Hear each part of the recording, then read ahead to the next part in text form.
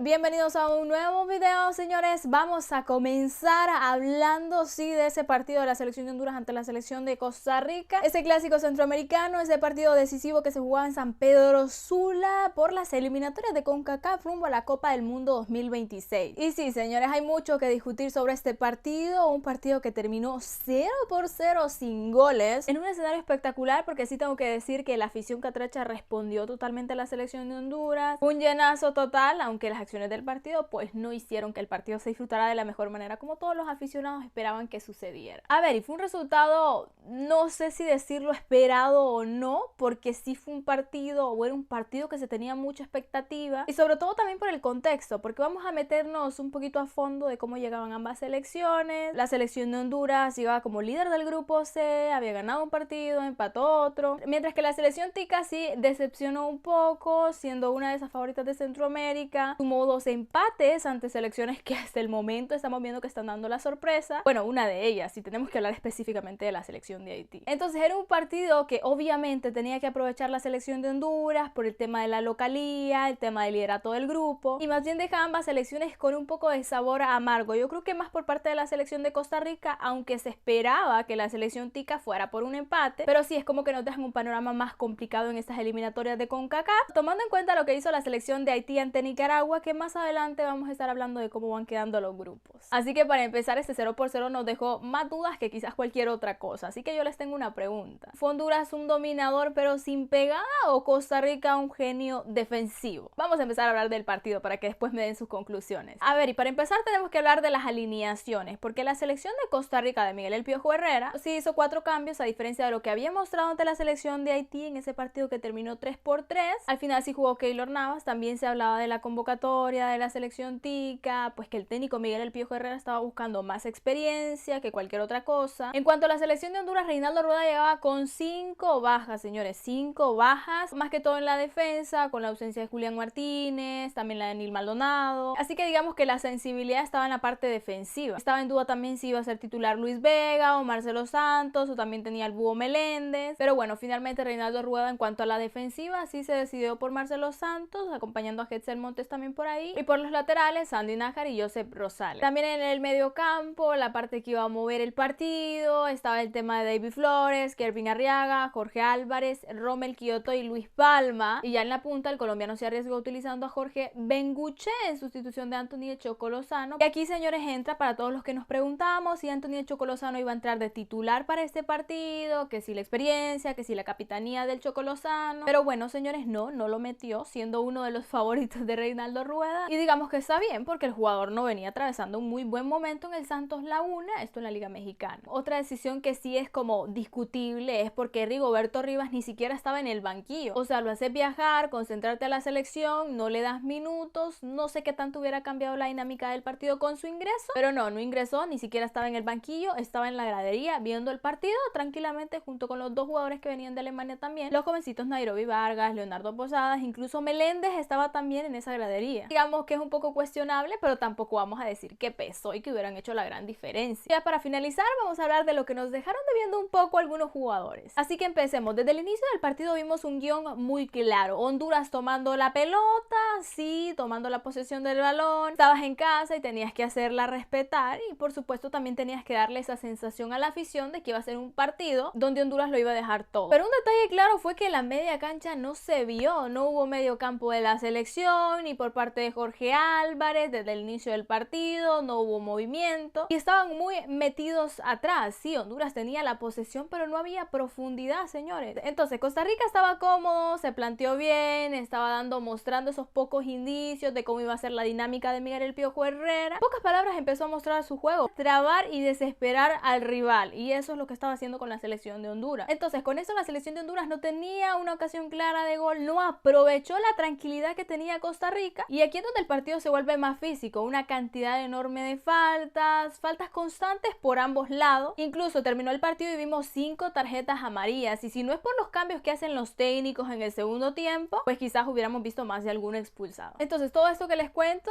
en un tramo del minuto 1 al minuto 20, y al minuto 22 vimos una jugada de Luis Palma. Tengo que decir que Luis Palma estaba bastante inseguro, o sea, no encaraba, no se atrevía a desbordar, y creo que también no es como que es una de las fortalezas fortalezas de Luis Palma, mandar esos pelotazos, y es por eso que le estaban saliendo un poco flojos. Y en observaciones, Luis Palma comenzó jugando por la banda izquierda, yo creo que Rueda vio que no le estaba funcionando, cambió de banda, puso a Romell Kioto por esa banda y empezó a mejorar un poco. Ya como eso al minuto 32, la estadística sí es clara, Honduras sigue dominando, sigue teniendo la posesión del balón, pero es un dominio sin profundidad, señores, y Honduras no estaba sacando el mayor provecho de que la selección tica no tenía esa fortaleza de poder atacar a Honduras. Ni Jorge Álvarez aparecía, que era el motor del mediocampo, el que iba a mover las piezas. Veíamos una selección de Honduras con mucho juego hacia atrás, muchos pases hacia atrás, muchos pases largos, no había una organización de juego, no había una combinación, ni por Kioto con Palma, ni Kioto con Benguche, ni Palma con Benguche. Entonces aquí yo me preguntaba, ¿será que es una estrategia para cansar a Costa Rica o es falta de creatividad de la selección? Y creo que todos vamos a estar de acuerdo con esa pregunta. Ya casi para el final del primer tiempo, ni un solo disparo por ambas selecciones. ¿Pueden creer ustedes en un partido donde se esperaba más? Claro, también se esperaba que fuera un partido cerrado, porque los dos sabían lo que se jugaban y por supuesto que estaba la tensión ardiente, estaba el tema de las protestas y yo creo que aquí todos estábamos de acuerdo de que un solo error iba a abrir el marcador para uno o para el otro. Claro que la selección que tenía más obligación era la selección de Honduras porque estaba jugando en casa, sabiendo que al visitar a la selección de Costa Rica va a ser otra historia. Imagínense ustedes que una de las jugadas más claras tuvo que llegar casi para el cierre del primer tiempo. Hubo una conexión de Palma con Rosales, pero Rosales desaprovecha y manda un centro malísimo. Se perdió una gran oportunidad. Ya para el minuto 43, por ahí se vino una de las jugadas más claras en todo el primer tiempo, de lo mejor que habíamos visto durante este primer tiempo. Nuevamente Palma con un centro espectacular para Romell Kioto que no logra conectar bien ese balón. Increíblemente y frente al arco no hubo un remate para meter ese balón al fondo de la red. Claro, Keylor Navas estaba cerca, pero señores, es una ocasión que no podía fallar la selección de Honduras. Así que Honduras perdonaba antes del descanso y yo creo que eso le hubiera cambiado la dinámica del partido, pero bueno, ¿qué vamos a pensar en el hubiera, verdad? Ya en el segundo tiempo todos esperábamos que hubiera más intensidad, que hubiera un cambio de chip, tanto para Costa Rica como para Honduras, pero bueno, Miguel El Piojo Herrera sí se animó a hacer cambios, sacó a uno de sus referentes, uno de sus goleadores últimamente de la selección de Costa Rica, Manfred Ugalde. Yo creo que esta decisión más como para cuidarlo de la expulsión porque ya tenía tarjeta amarilla, y también sacó a Jaylan Mitchell por Hatzel Quiroz. Y Reinaldo Rueda empezó a hacer cambios ya como por el minuto 60, cuando saca a Benguche, a Jorge Álvarez, que ya les mencionaba que Jorge Álvarez la verdad quedó a deber, y también el Toro Benguche que creo que una o dos ocasiones o toques del balón tuvo. Así que entraba Arboleda, otra de las torres goleadoras del Olimpia, y que pues se supone que iba a aportar también lo mismo que quería que aportara Benguche cuando Rueda decidió meterlo de titular. Y también ingresó Alexander López, que creo que para mí este fue un cambio que no me gustó para nada. Alexander López no era de mis favoritos y se tardó para meter a Pinto. Entonces en el segundo tiempo Honduras estaba abusando del pelotazo, ya se miraba como frustrado, perdían balones en jugadas que podían aprovechar mejor, y Costa Rica seguía en lo suyo, esperando para aprovechar un error de Honduras. Ya después entró Luis Vega en sustitución de Hetzel Montes, que a mí me parece también una decisión acertada. Hetzel Montes ya tenía tarjeta amarilla y pues Montes ya estaba cansado a este punto. Vimos a Luis Vega que entró con todo, fresquito también, tuvo un disparo de larga distancia, que pues también era un síntoma de impotencia de la selección de Honduras, que quería anotar, que quería llegar a ese gol, y muy bien, empezaban a arriesgarse los jugadores. Ahora en los minutos finales Costa Rica casi da el golpe, cuando todos pensábamos, ya poníamos como el 0-0 sobre la mesa, casi llega el morazanazo, porque Costa Rica, que había hecho muy pocos ataques, tuvo como las más claras en los últimos minutos. Primero un disparo de Zamora que pega en el poste y se salvaba a Honduras, que por suerte pegó en el poste para nosotros. O sea, ese gol hubiera sido lapidario para la selección de Honduras, que ya estaba cansada, ya estaba frustrada. Después un error de la defensa de la selección de Honduras, específicamente de Marcelo Santos, que casi también nos cuesta el resultado. Y Honduras sí parecía reaccionar. José Mario Pinto hizo una combinación con Alexis Vega también, la mandó justo a las manos de Keylor Navas, que estaba atento, y pues de esa manera era difícil complicar a un portero de alto nivel, un portero histórico como Keylor Navas, con la experiencia que tiene también. Así que en los últimos minutos sí hubieron esos errores defensivos que pudieron habernos costado el partido. O si Costa Rica hubiera estado más despierto, más atento, más